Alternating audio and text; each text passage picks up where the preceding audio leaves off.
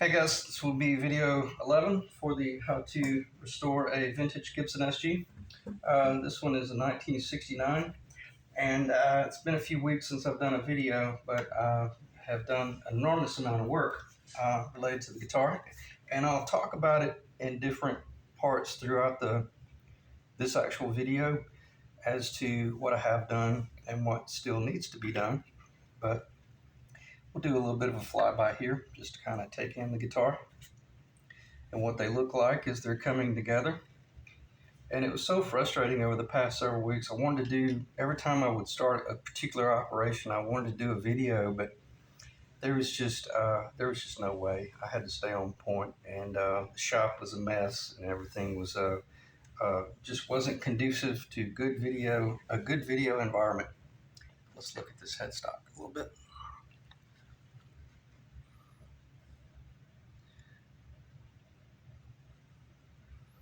It's and there's also a part of me that realized that it's really difficult. Like when you got a racing stripe across there, that throws all the scale off and everything that you start looking at and envisioning. Well, it'll start playing tricks on you really bad. But after it's all said and done, as long as you engineered everything, once the tape is removed and it reveals the black bottom, then everything works out. But I'm very happy with it. But before I forget, everything that you see is like 75% finished or 85% finished. And I probably did present that on the front of the video.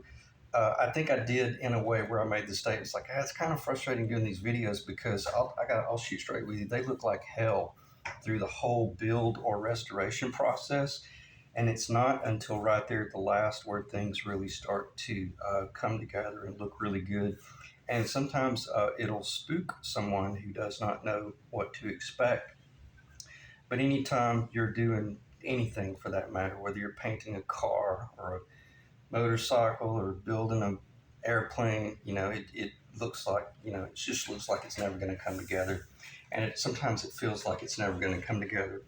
But eventually they do. And when they do, it's very rewarding. But everything about this one is like, I still got 10% to do here, 5% to do here, 3% here, 20% here. But it is, at a minimum, at least it's straight, it's true. Our pitch worked out perfectly after the frets go in and the strings go on it and the tuners are pulling everything up to tension. Once this is raised up and notched properly, we will have achieved our perfect 19 millimeter height off the top of the body to the bottom edge of the D or the G string, the bottom edge, not the center. But that's our target on this guitar, is about 19 millimeter. On your traditional flat top guitar without a pick guard, it's about 17 millimeter. But this one's 19. Actually, it's a little bit over 19 because of this distance right here. And I've covered this so many times, you guys probably don't want to hear about it, but since we haven't talked about it in so long, it's pretty important that we do cover it again. But after your pick guard goes in, this is the one that kind of threw me. The late 60s SG, you actually see a little bit of mahogany up under the bottom edge of the binding there. And I'm not going to start talking about this again, but you would think that it's kind of hard to hold a triangle. You would think that the pick guard material would come up in that location right there, but it's not. It's actually below the actual binding. And that's what kind of threw me for a loop on the very front end. And I realized, oh man, I gotta back up and punt here. So I'm glad I did, because it worked out really well. And after all this blue tape comes off, you'll see that it looks like a 1969 Gibson SG, and they are different. So okay, so what I want to talk about here, let me stay on point here and back up and recap what I was covering. I may have mentioned this. Yeah, I did mention how you're always like, you can only take a certain operation up to like 75 or 80%, and then you got to stop because you've got to do something else. But for the most part, this might look really rough, but it's very close to coming together. But I've still got a lot of scraping to do on the binding in order to achieve the appropriate thickness of that binding. You might can even see that how it's a little bit thinner out here than it is up here. Well, you can also catch your fingernail right there because more of that binding needs to get scraped down closer to flush. Doesn't have to be flush because it's going to get some more nitrocellulose lacquer across it, and then you're going to start bringing all these different surfaces up to not necessarily perfectly level, but at least to a truer state where everything's blending a little bit better. I'm just going to stop talking about that because it would sound like I'm trying to cover my ass there, but they just look like hell as you're building them. They don't look very nice. But you are shooting for things like this. If I had this blue tape off, you would see the bottom edge of that binding right there as it's traveling up here. You would see that the bottom edge of that binding stops right there, the bottom edge of the nut, which is at the bottom edge of the binding, and then it all comes together like a vintage guitar. And you might think, wow, is that nut wide enough? Well, that's not the nut that would be going on it. And right now I've got this actually over 1 in 23/32 of an inch width right now, just because all that will be getting shaped down and blended together. So it doesn't matter if that nut was only an inch long. I'm just looking for what's going on the left side, and then what's going on the right side is I'm beginning to blend and shape. And then there you have it. And then you finally get to the point where you realize I got to do a video and kind of show some of this progress and at least talk about this stuff from like a 10,000 foot view. But as you would expect, the whole idea of the job that you're doing, you're just, and I think I covered this in video 10 where I mentioned you're working from like a hinge point. If you're working with a guitar that you're not completely aware of the layout and everything, the most important thing is to just work off the center line of where the bridge was in its historical location, and then make certain that you lay out everything the lower on the true center line. And then once you start installing your fretboard, then you're hinging at this point right here, and then you are able to, I'll exaggerate, then you are able to swing your fretboard a 64th of an inch at the most or something like that in order to just make certain that your string path, PATH, of the low E string and the string path of the high E string are where you want them. And where you want them should be obviously the same on either side. And if they're off a little bit, then you can make the determination of, I would rather the space off the distance off the side of the high E string.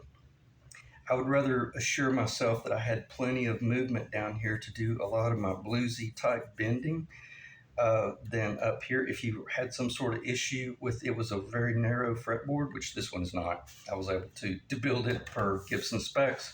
But I'm just saying, if you had a fretboard that was too narrow and you were splitting hairs, make certain that you don't get the high E string too close to the edge, or you'll be slipping off the fretboard. And most of you guys already know what that feels like. And if you achieve that on the front end, that will never go away. And that's a terribly frustrating situation where you would have to completely refret and start over. And we don't want to have to do that. So do a ton of engineering on the front end, and then assure ourselves that we don't have to address things like that. Okay, so I talked about the headstock overlay usually looks like hell until it's actually finished. But the main objective here was, after this headstock overlay was epoxied down, then I was able to shape off this thickness and to where I ended up just slightly under 5/8 of an inch thick here, and just ever so slightly over 9/16 of an inch down here. So it might not look like it, but there is just a very small amount of taper right there. And keep hitting this light. But as you're blending all of this flat into this radius, it's kind of weird. They keep them really flat a long way in. I don't do that. I let the flat go to about that point, But I typically am into radius work by the time I hit the first fret. But I got a 1960 a Gretsch 6120 upstairs. I swear that flat goes all the way up to about the second fret location, and it doesn't bother me. But I look at it and it bothers me, but I don't feel it as I'm playing it.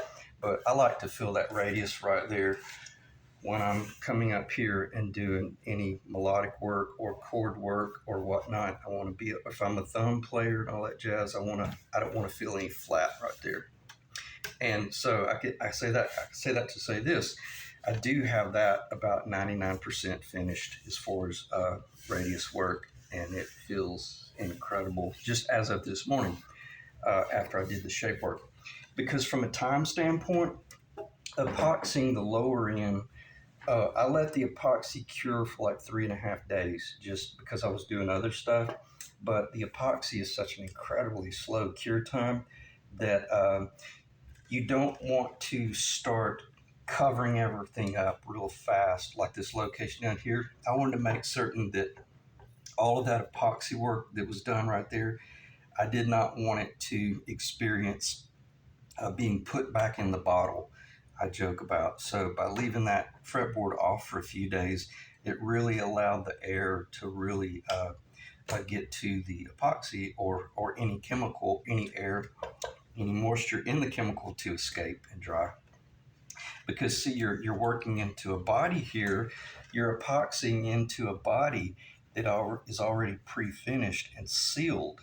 So you have to be careful there. See, this up here is not sealed, so I'm probably splitting hairs here. But since this is all painted or nitro cellulose lacquer sealed, you got to guarantee that you let that dry. You get my point there. Then 3 days later, I was ready to epoxy the fretboard down. And yes, I did not misspeak there. I did epoxy this fretboard down because Eric and I had talked about what's our objective here, and it was tone and strength, tone and strength. And I don't recall if Eric and I talked about whether he wanted me to glue the fretboard down or epoxy it down, but I have in numerous conversations past in videos, and I probably with Eric as well. Any guitar that I build for myself, I always epoxy the fretboard down because I know how to epoxy the fretboard to get a very I know how to mix the epoxy ratio so it's a very strong, brittle, tone transferring glue, and we don't risk any rubber gaskets in there. So I did just that. The fretboard is epoxy down. But if you are going to epoxy a fretboard down, please understand that you got to come in with your 16th inch drill bits. Let me just stick them in the location where they were.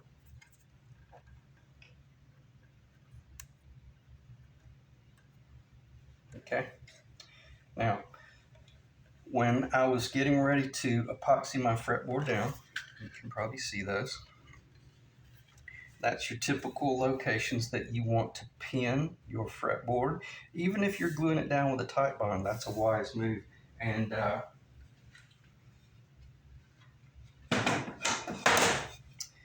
make yourself a jig.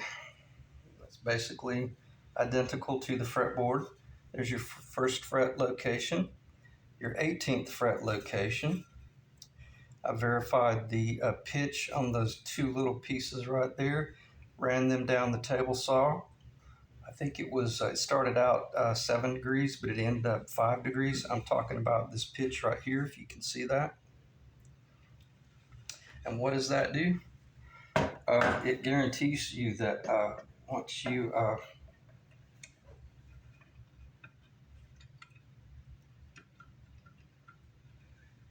I might have to do it off camera.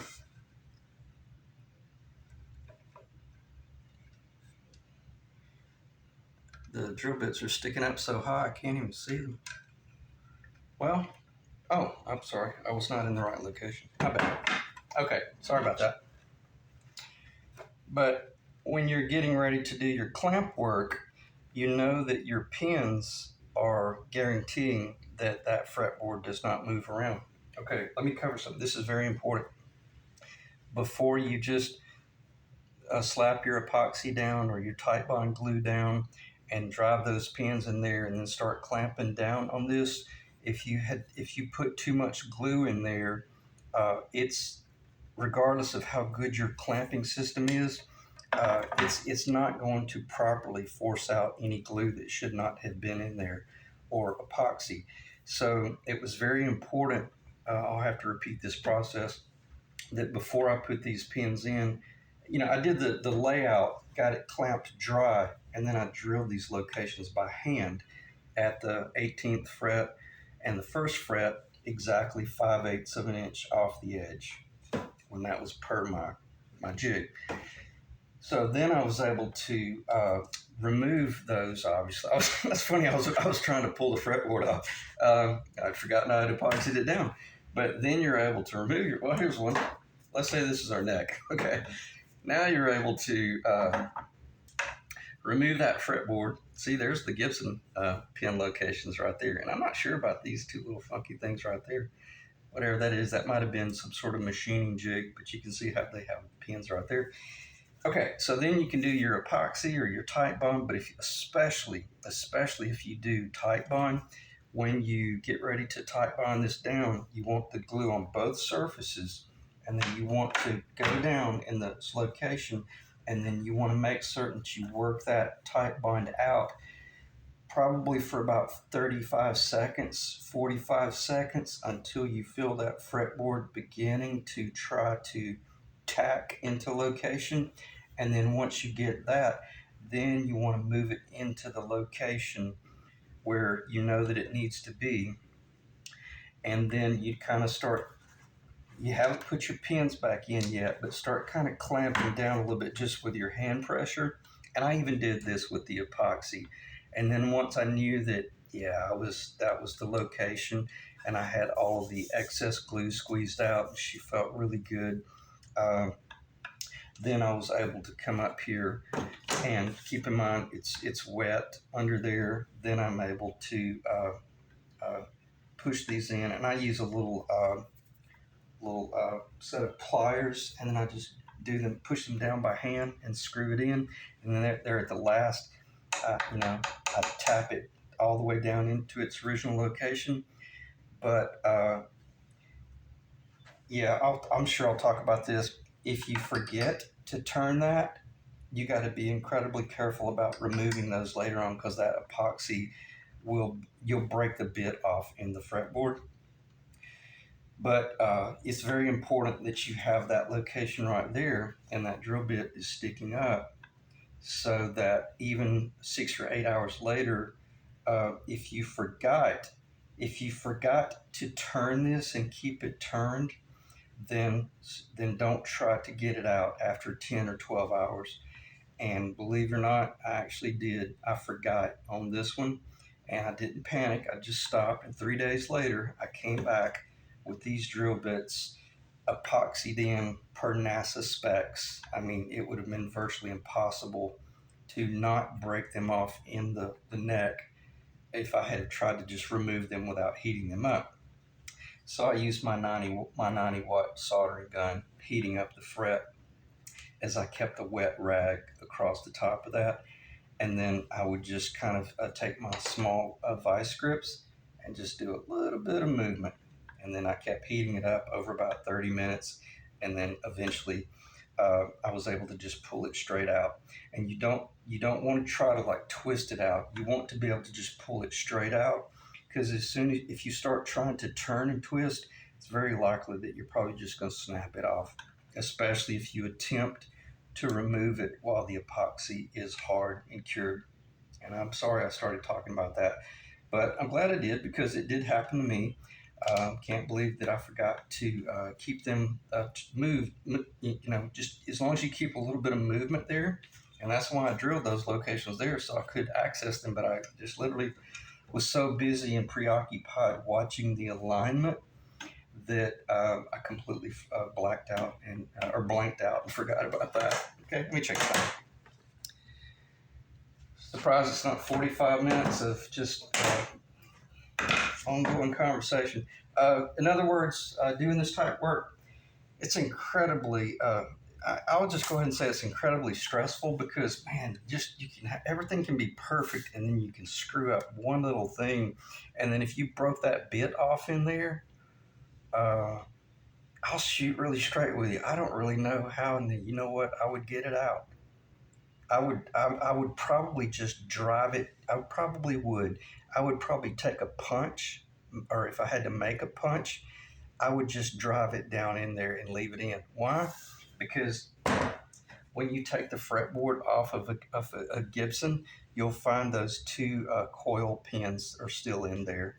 So there's nothing wrong with leaving those pins in there on that note. So if you want to put your drill bits in there and then break them off, then just make yourself at home. All right, or as I say, build your own guitar. So back to rockabilly. Okay, so we got your fretboard glued down or either epoxy down, and you got this nice jig that is pre-fit or pre-designed to guarantee that you're able to monitor the squeeze out, is where I'm going with this.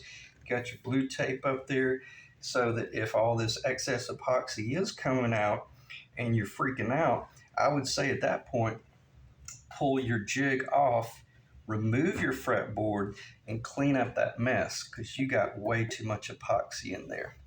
And if anything, um, just if you've never done this before, please get with someone that has because it's really hard to gauge how much is too much glue and how much is not enough.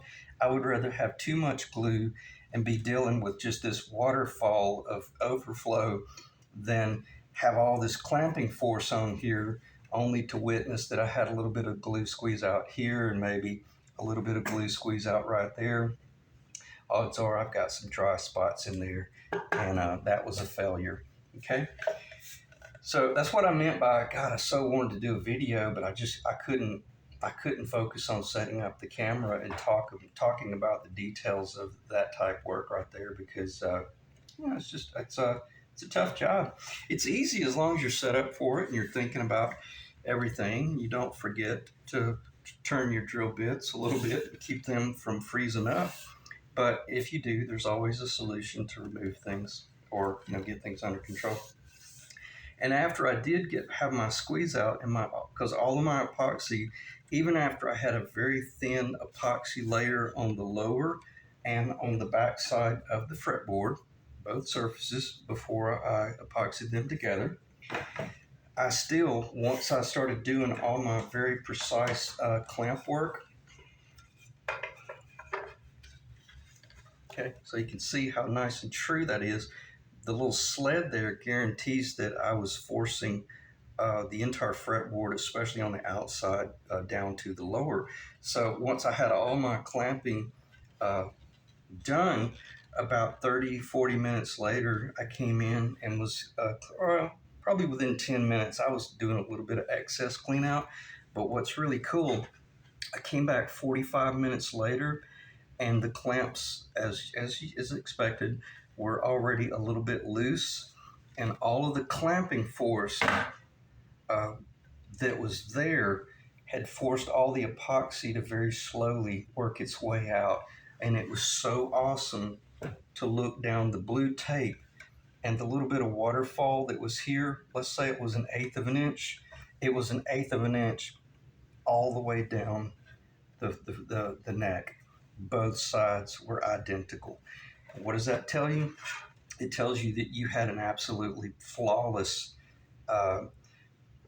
was mill thickness. You had a perfect mill thickness of epoxy in there to make certain that it glued together, but also you had a very good clamping station that was true, a jig that was true enough to squeeze out was not necessary.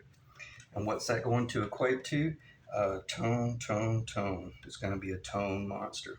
Okay? But only after about 10 to 14 days because it takes a long time for that stuff to really cure. Now, right now, I could probably do some tapping. We'll do a little bit of tapping on it, but not much.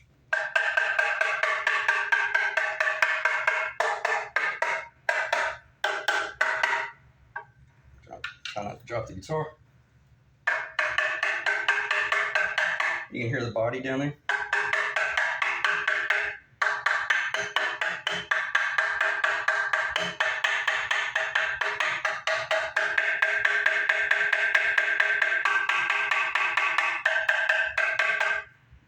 That's brutal. Okay, so what does that tell you? It's a tone monster. I mean, it's just going to be insane. It's going to be off the charts.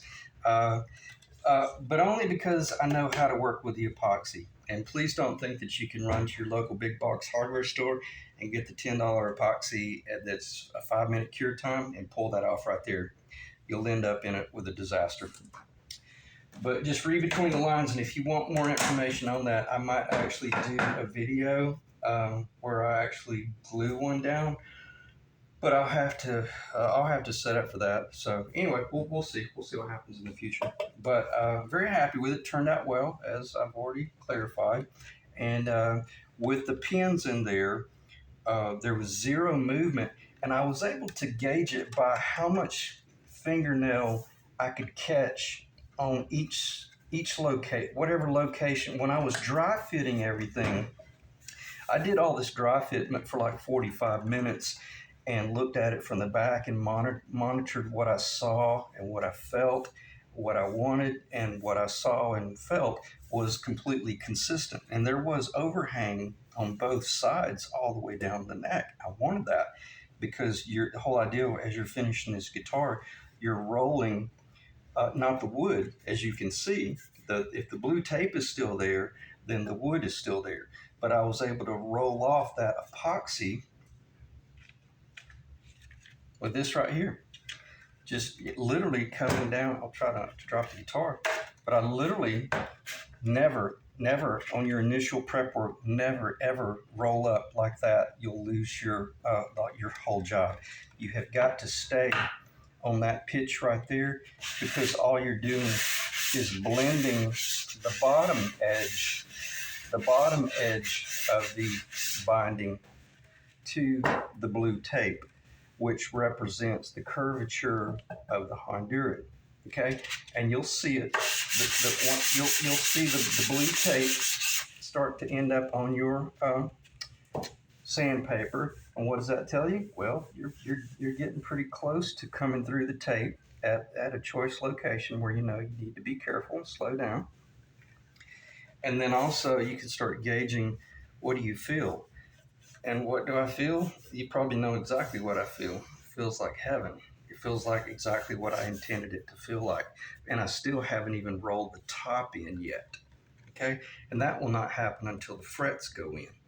So I'm at this point now where I could get back up and realize, okay, it's time to do a video and talk about all this stuff, because I can cover it in 15 minutes, but this was literally like 2 weeks worth of work setting up for all this, getting that, set up to be glued in, guaranteed that the pitch was true, the yaw was true, the roll was true, and on and on and on. And then got all that finished first before I glued the lower in. So this headstock overlay was glued to the lower, pre-shaped up to about 99%. Then I knew it was time to glue the lower into the body, and then wait 3 or 4 days and let that cure, and then come back and then start, verifying everything was true and straight and going to be a phenomenal guitar after it's all said and done. And what's really awesome is once that lower is epoxied in or glued in with a Titebond. Titebond's a great glue, but once that's done and you can feel the guitar and you know that you're getting there. Let's see if I can get it to stand back up.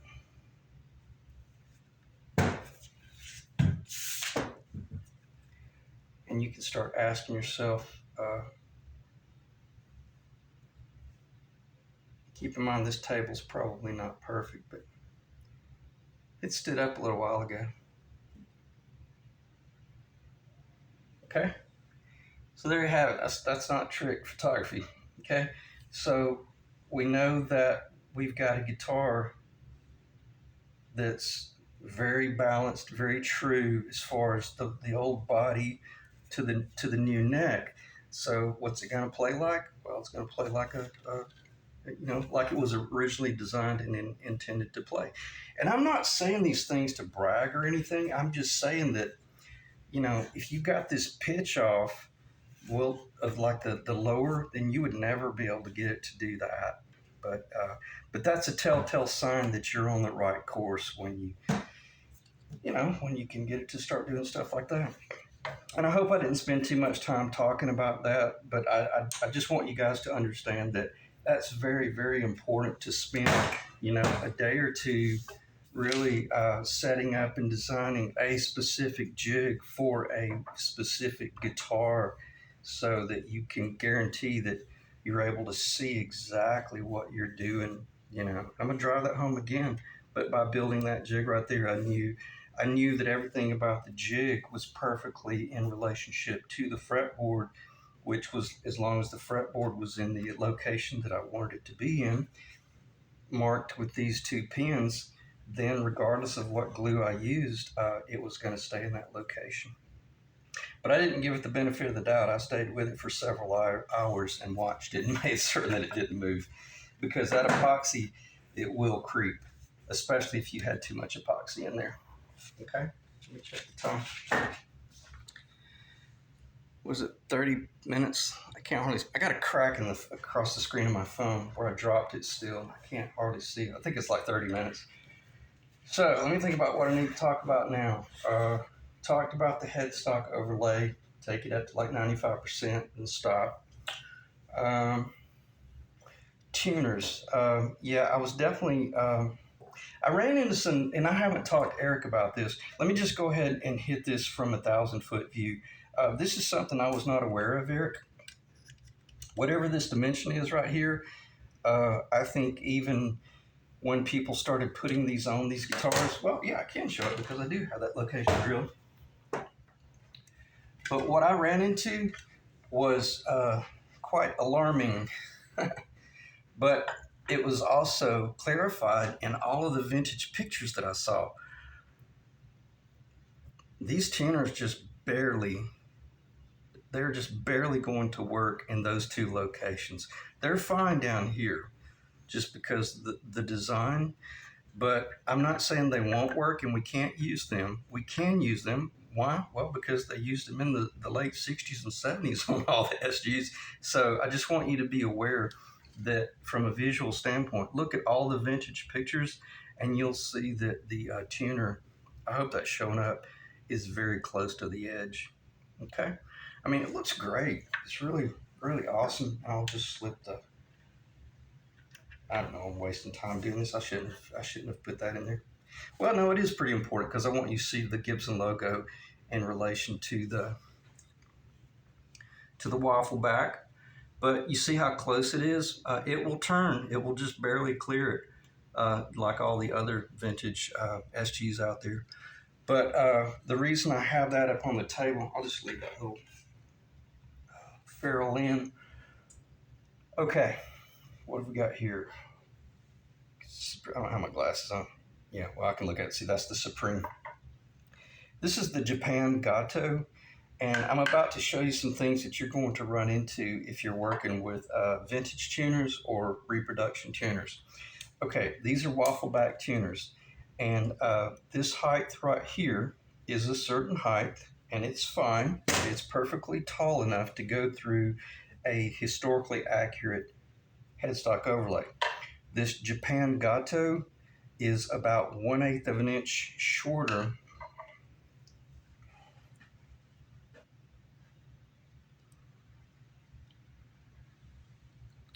I hope if I can see it, you should be able to see it. Okay, so the one on the right is the Japan Gato. It's a great tuner. It's an awesome tuner, but you're not going to get that through the low E and the high E location in a historically accurate headstock overlay. The thickness needs to be over 9/16 of an inch.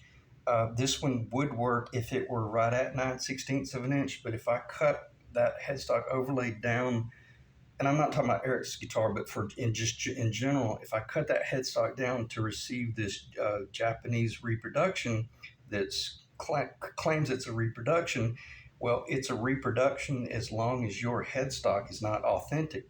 But if your headstock is authentic, you better be going with the true Kluson, which is considerably taller.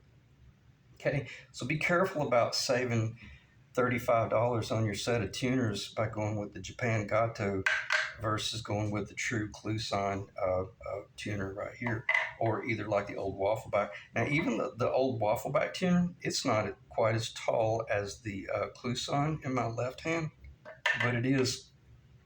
I think this one's about a 16th of an inch. Yeah, this one's about a 16th of an inch taller, so it will just barely work in the low E and the high E location.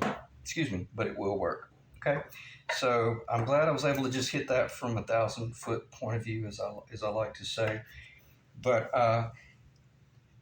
oh, and speaking of that, when I drill these two locations right here, Eric, even if you ever wanted to change these over to like your vintage, either a true set of vintage uh, deluxe tuners, which if they were authentic vintage, with the press in frills, I think they're going to be in the 200 to 300 range. We've already had that conversation. These are probably worth about $250 to $350 for that set.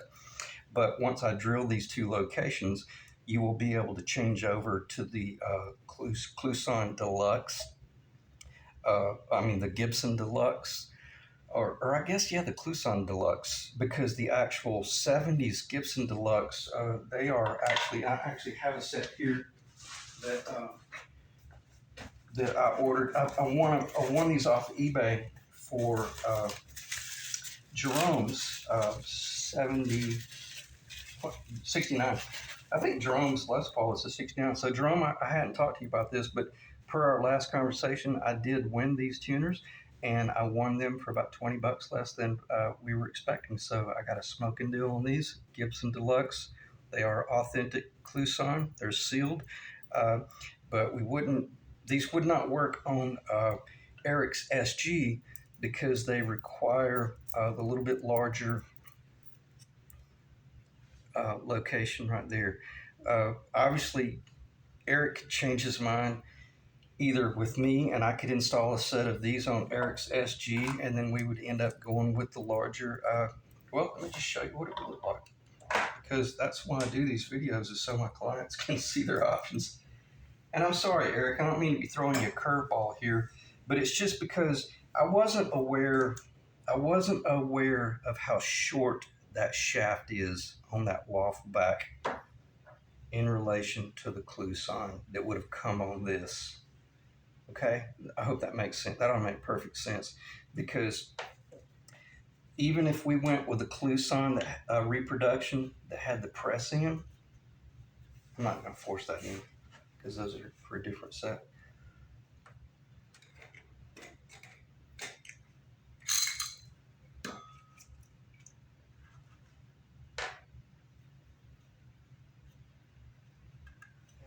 I guess I need to drill that one out a little bit more. Well, my bad. Yeah, I guess I need to drill those out a little bit more. That's good. I'd rather have too much than not enough. Oh man, it's not working out here. Let me pause. Okay, sorry for the chaos, but let's back up and punt and revisit this, because I think it's very important. Not necessarily that because Eric and I have not clarified this already. We've already spent a lot of time talking about and reasoning why we wanted to remain with the press in. These are like the Gato affordable Japan press in type, so they're very small. But see, this is like the waffle back Grovers. Look a little bit different. And see, this would be your Cluson, 70s Cluson that would have been, or I'm sorry, this is actual Gibson Deluxe, but these are made by Cluson for Gibson. Okay, so this would have come on the guitars, yeah, is that right, in the 70s. But I can't get this one to go through the back because I don't have a large enough hole, in which we don't want. However, I just want you to see what it would look like, not necessarily Eric. Eric and I both agreed we don't want that look. We want the real vintage look of the press-in bushing, because the main problem is because of this design where the G is, the logo, it gets so close once you go with like the Shaler type Okay, and I hope that's in the camera. It should be in the camera, maybe a little bit chaotic. But you see my reasoning behind why I got a little bit spooked with the waffle back, because they're so damn short right there. And I don't understand why they would make a tuner in order to go on this guitar back in the 70s, and why they would have had that shaft so short off the body housing to the edge of the tulip, because you can clearly see they're supposed to be long. Even the Japan Gato got that right with the longer one right there. So, and then even in the 70s where they were doing this one looks like it might be a little bit shorter. I'm almost guaranteed, yeah, specifically in relation to the Cluson there. Okay, so a lot of options. If you're building your guitar, please make certain that you go ahead and get your tuners and build your headstock around your tuners right up to the point where you realize, even back in the 70s, they were probably like, oh crap, we didn't anticipate that. They're fine down on these 4 locations, but they're getting dangerously, dangerously close up here. And that one's upside down. It goes on that location over there. So anyway, think about that, Eric. As long as you're okay with those waffle backs being very close to the headstock, look at all the vintage pictures of the guitars that we've already looked at. There's several guitars on eBay that are authentic, 1969. And those pictures, if you look really close to the pictures, you'll definitely see exactly what I unfortunately didn't see on the front end. But because it's weird, sometimes you don't see something unless you're looking for it. But then once you have that item in your hand, then you begin to realize what you're dealing with from an engineering standpoint. And as I've already clarified, it's right at the threshold. We can still use them, and I can order the vintage gold reproduction knockoffs.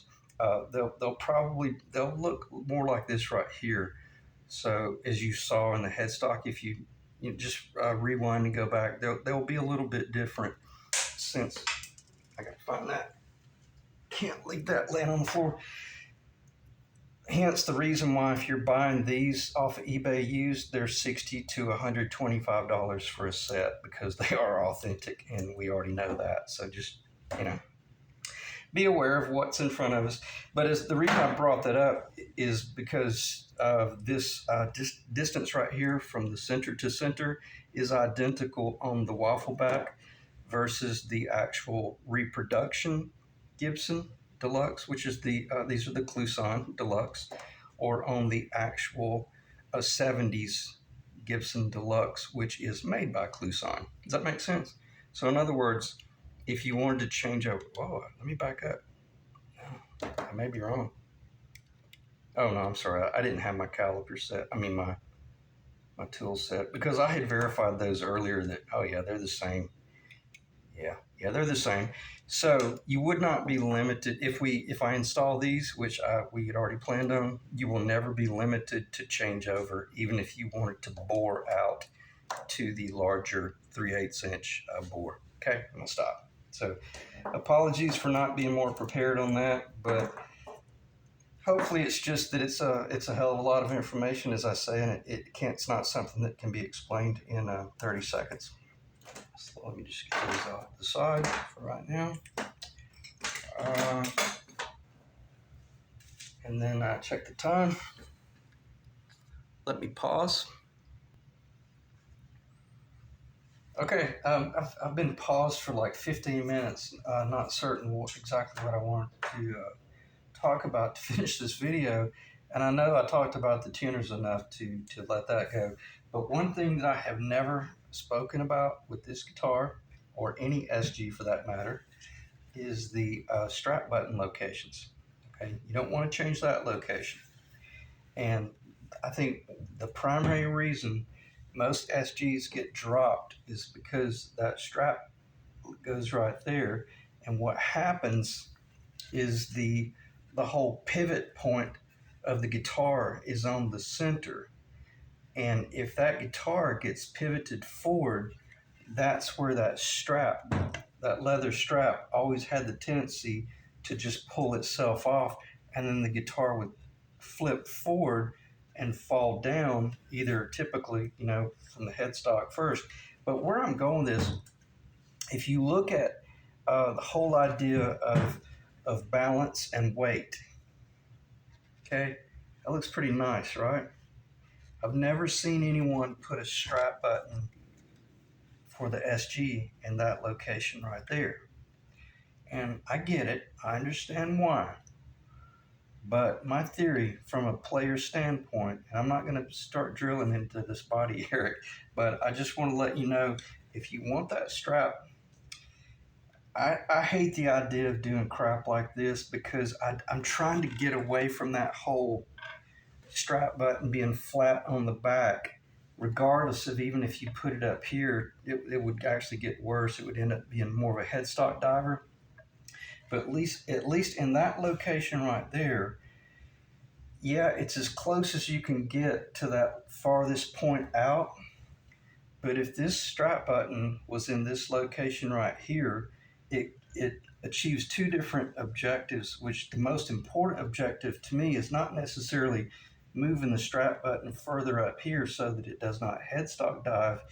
It's like I just showed you at the very beginning. It creates that really sweet, I'll just have to let that lay down. It just creates a really sweet hang on your body.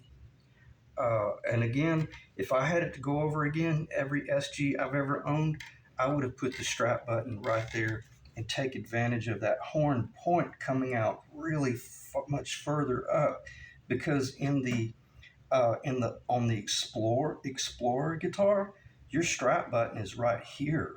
It's about in this location right here. So with the SG, I could put, obviously, as I already mentioned, it could be put right there. And who cares about appearance if it comes to function and playability? I just want to let you know that's your option. Or Eric, if you prefer, I'll put it back in that location right there. But just know that it will be like every other SG. Its pivot point will be down the center line of that guitar, and it'll always have that funky, weird roll to where, well, it always wants to roll forward, especially if you have any sort of belly at all, and most of us do over 35, 45 years old. So let me know. I should have done that before I installed the neck, but I do have a right angle drill that I could get in there and do that. Or even I could take a drill bit with a pair of vice grips and actually do it by hand. And I know that sounds very crude, but that's an option, and it's your call. So let's talk about stain a little bit, because we got a really dark guitar and 47 minutes. Maybe I'll be able to cover this within about 10 minutes tops. I think I might have already covered it in this video, in the series. I'm pretty certain I did. Okay. Trans-temp concentrated dye solution. This is brown mahogany. You can get all sorts of different colors, from blue to red to dark chocolate, all sorts of different colors. Or all sorts of colors in between, like vintage maples, ambers, and all that stuff right there.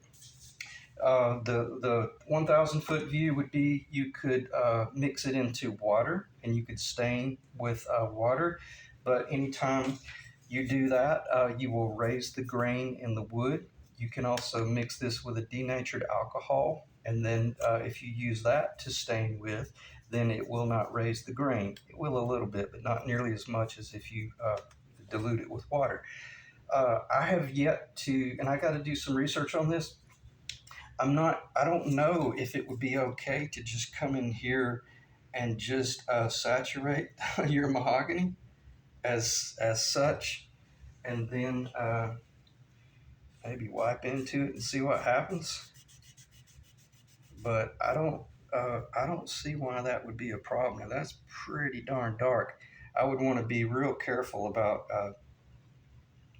doing this type of stain work, but I am going to do this. I'm going to see if it will dry. I don't see why it wouldn't, but you can see what's going on this cloth right here. Looks a little bit familiar, doesn't it?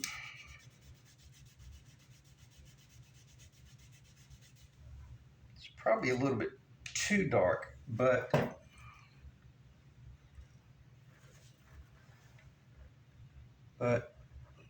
no darker than what's going on in this body where it's just literally blacked out.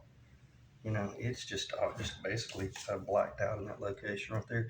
So, and you can see where some of the mahogany is coming through. So I say that to say this: I've still got some research to do on this, Eric, but just know that I've got the right chemical with the right color tones that we can definitely achieve that look where we blend into it.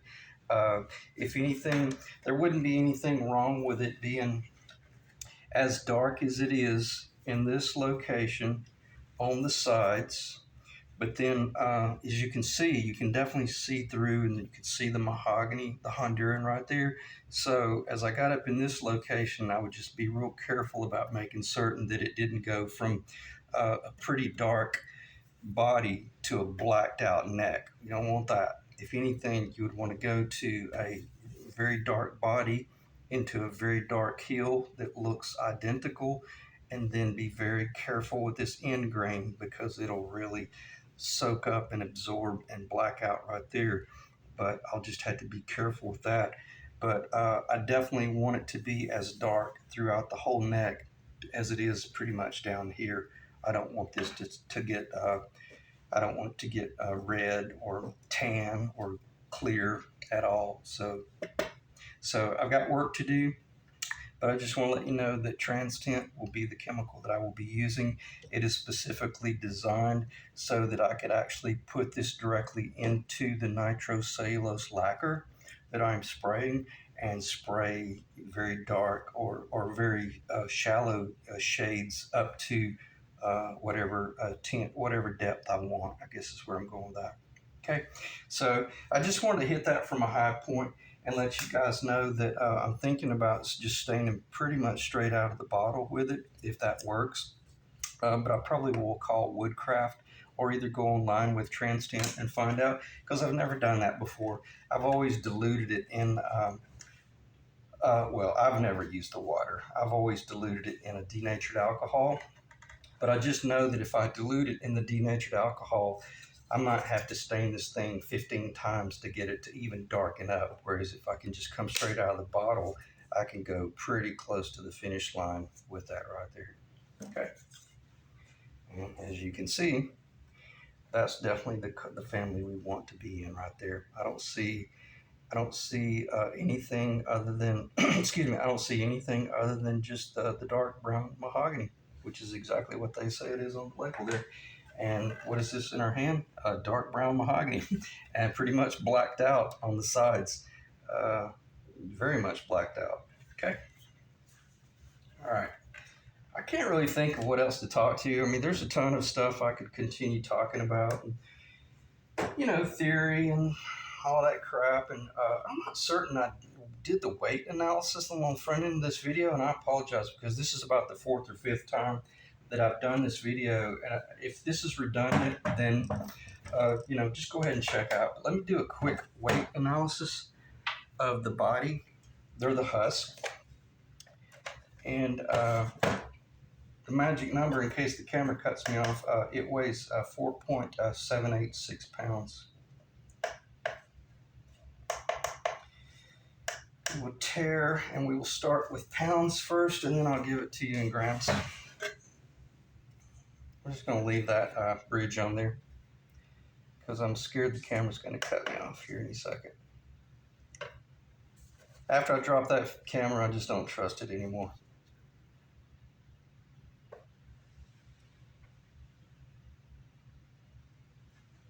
Okay, shut the camera. 53 minutes.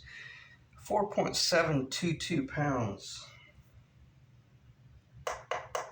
Thought it was heavier. Uh-oh, bad. Oh, I apologize. Why is it not going to grams? My bad. Okay, 2,142 grams. 4.722 pounds. Okay. Could have sworn it was a little bit heavier than that. I might have had something else on there and not realized it. So, what does that tell you? Should be a very comfortable guitar. I know I stewed it up a little while ago, and in case I did not cover this in the front of the video, what I was really excited to see is the balance point of this.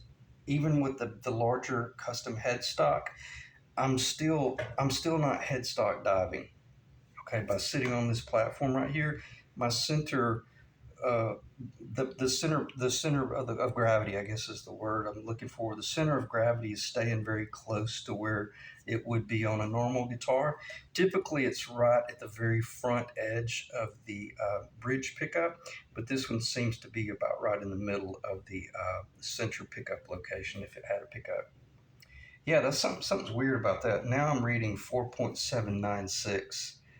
It may have been tipping a little bit.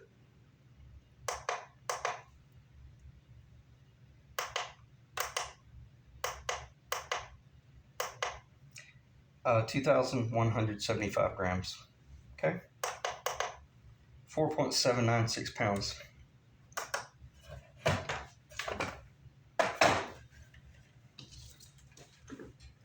I will try to end the video there with the table organized.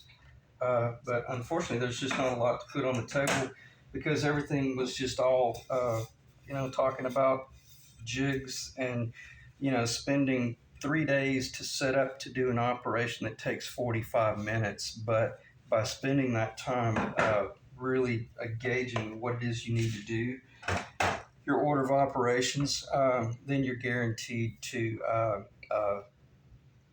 not screw up. Let me check the time. And I'll spend just a few more moments talking about this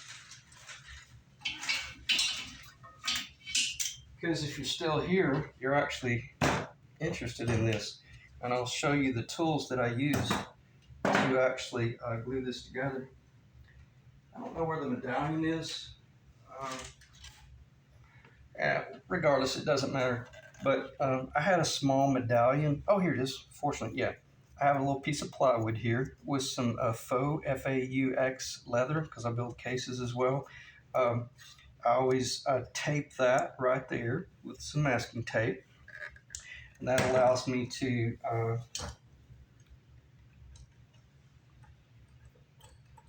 I don't have a problem doing this because it has a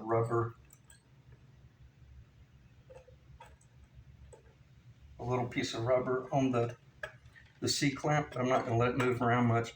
But I only like using the C-clamp because I can almost use it like a micrometer. I've talked about this numerous times. You're not sitting here torquing this up, but what you're doing is once you've got all your epoxy in there and you've pushed it in by hand and you've cleaned it up a little bit, you're verified that everything's lining up and there's nothing weird going on, then the whole idea is to have like your just traditional trailer strap that you actually put in this location right here. Now, obviously, you have you have your wildcat fur or a towel right here, and then you have a block of wood because that would be a game over scenario if you tried to use that. And then all you do is just do your ratchet clamp because what this does, this goes up under the body and it catches the other side of the strap that goes all the way up over the headstock, comes down the side here, like this, and then it turns up on an angle right there and goes into the ratchet. And when I say all you're doing with this is to just guarantee that it doesn't slip out because that epoxy will definitely slip out. You have to have something like this guaranteeing that you're assuring that neck stays bedded into the body. And with this, that guarantees that the actual tenon stays bedded down to the bottom, that you spent so many days engineering that appropriate pitch. You spent days getting that right. The last thing you want is a little bit of excess epoxy on the wrong end causing a gasket, a void in there that it's not squeezing out properly. So by doing all this work in tandem, you put this up first, and then once you have this up there and you start ratcheting on that, if you did not have this on, if you start ratcheting without some sort of component holding it down, well, it's just going to pull it out of the body. But please read read between the lines, you're only putting just enough force to guarantee that it stays bedded as it's being pulled in. And that's how that was done. And that's how I do them on all of my guitars, that either I type bond glue in or I epoxy glue in. So read between the lines, or if anything, go to a lot of my past videos from like 2 or 3 years ago, because there were videos where I would spend hours showing that setup, and then I actually mix epoxy and then glue necks in real time. Okay, we're over an hour. Can't believe it hasn't cut me off. So on that note, I'll say thanks for dropping by, and I'll see you guys in the next video.